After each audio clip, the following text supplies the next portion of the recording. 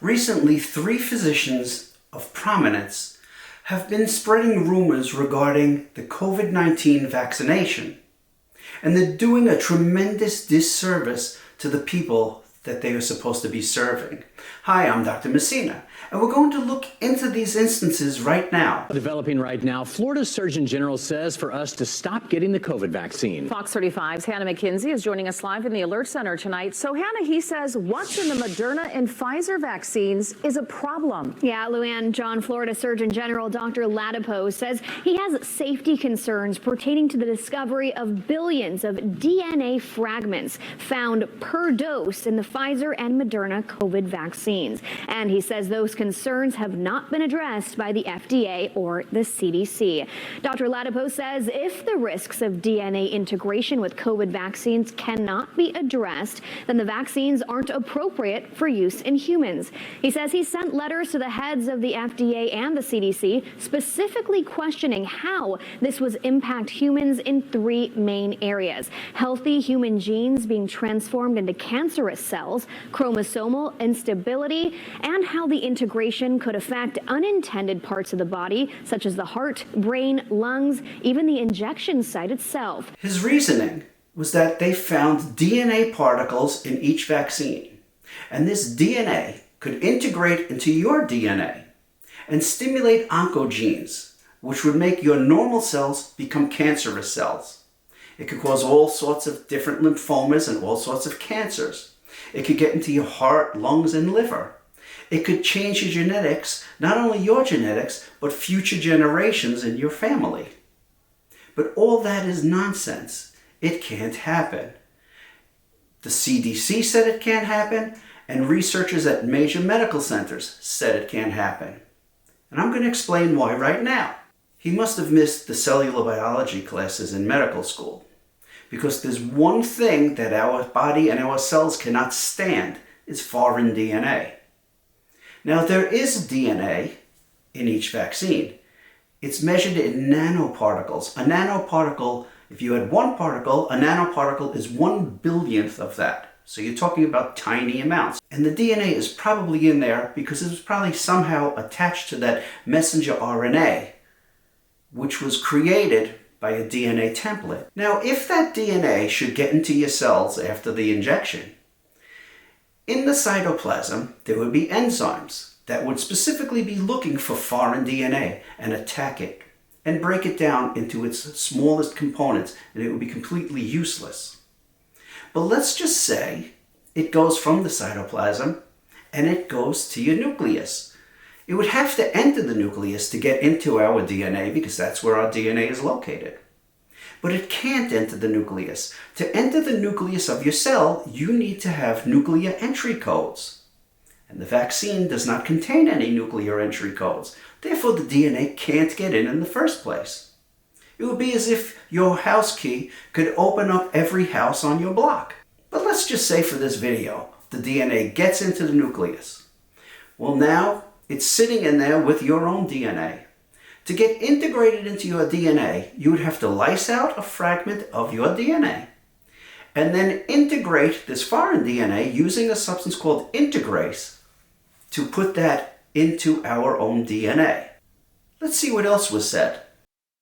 Do you think it's possible that if you're vaccinated, you're more likely to get infected with COVID? Do you think that's possible, that if you get vaccinated, it's actually more likely? Do you think that's possible? Well, let's hear what Dr. John Campbell says, and the CDC actually says. And the CDC have said that people who could get this variant are actually more likely to get it if they've been vaccinated. So we're in a situation now where vaccination, according to the CDC, is increasing the likelihood of infection. I don't know who said it first, Dr. Campbell or Dr. Ladapo, but this theory that having the vaccine would make you more susceptible to getting the disease has been going around.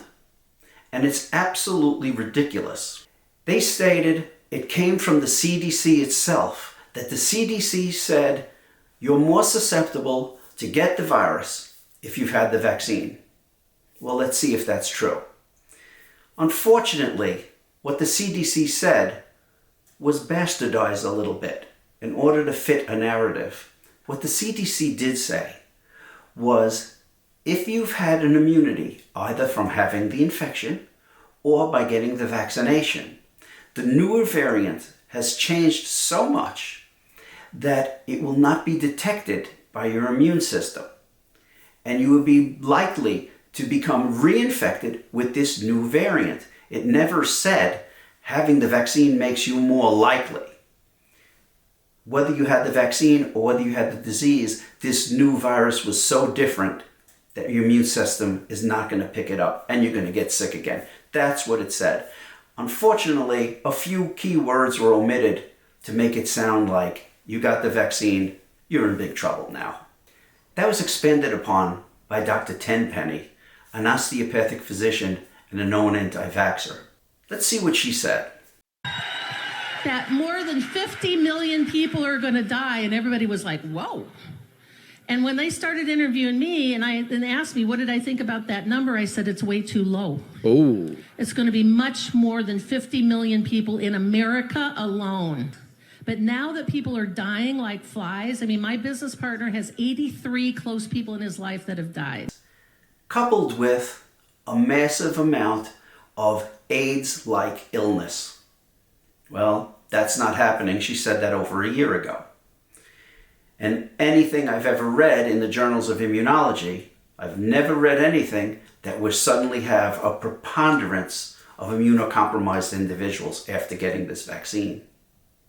Whenever I hear a licensed physician state that they're an anti-vaxxer, I find it astonishing. She's an osteopathic physician, and that's not osteopathic thinking.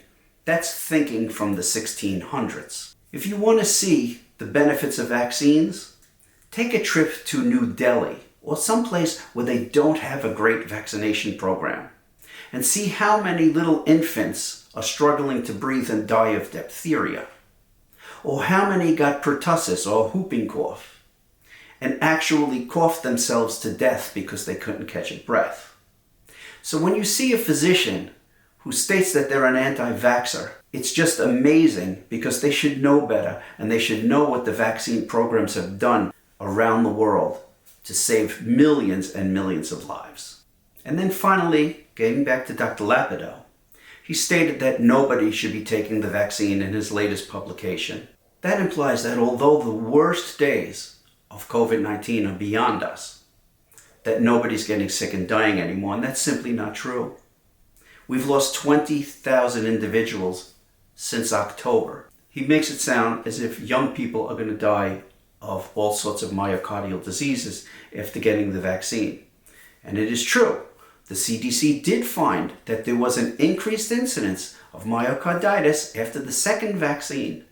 Johns Hopkins University picked up on Dr. Ladapo's statement regarding myocarditis.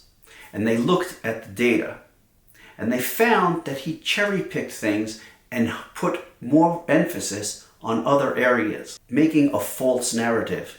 In fact, one of the universities came out and said he out and out lied.